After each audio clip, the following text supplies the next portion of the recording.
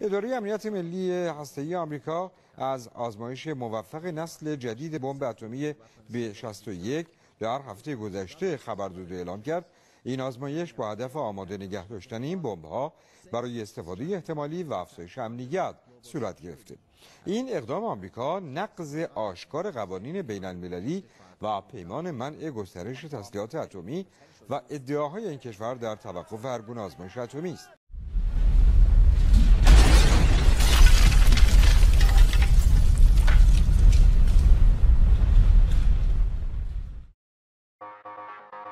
Military news. India feels threatened by growing Russia-Pakistan military ties. How would Russia react to military drills off the coast of the Crimean Peninsula with the Indian Navy and partners from Ukraine?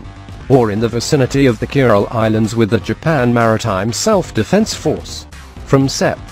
24 to October 10, Russia and Pakistan held their first ever joint military exercises in Pakistan's province of Khyber Pakhtunkhwa, which borders Afghanistan.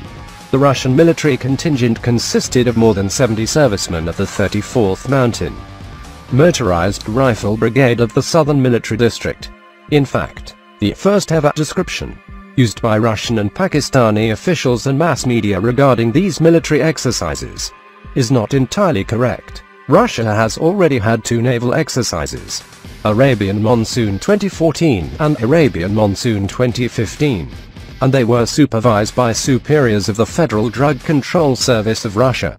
However, in comparison with the naval exercises, the current drills, named Drushba 2016 Friendship 2016, are real military exercises with combat troops, having the task of eliminating illegal armed groups and other combat and training tasks in mountainous areas. The reaction of the Indian public to the news about the joint military exercises of Russian and Pakistani troops was understandably negative. On October 7, India's ambassador to Russia, Pankaj Saran, said, "We have conveyed our views to the Russian side that military cooperation with Pakistan, which is a state that sponsors and practices terrorism as a matter of state policy, is a wrong approach. It will only create further problems." Quote, "The statements from Russian officials trying to calm the Indian criticism down cannot change the negative reaction from India. The initial impression was so bad because of previous information about the military exercises in two places, namely Cherit in Khyber Pakhtunkhwa and Ratu in Gilgit-Baltistan. The latter was a part of the pre-independence princely state of Jammu and Kashmir. Military exercises in a near territories under dispute are always more than just exercises. They have an impact on domestic, regional and international politics, and are hardly welcomed by any actor involved in these territorial disputes." How would the Russian media react to military drills off the coast of the Crimean Peninsula with the Indian Navy and partners from Ukraine, for instance? Or in the vicinity of the Kuril Islands with the Japan Maritime Self-Defense Force?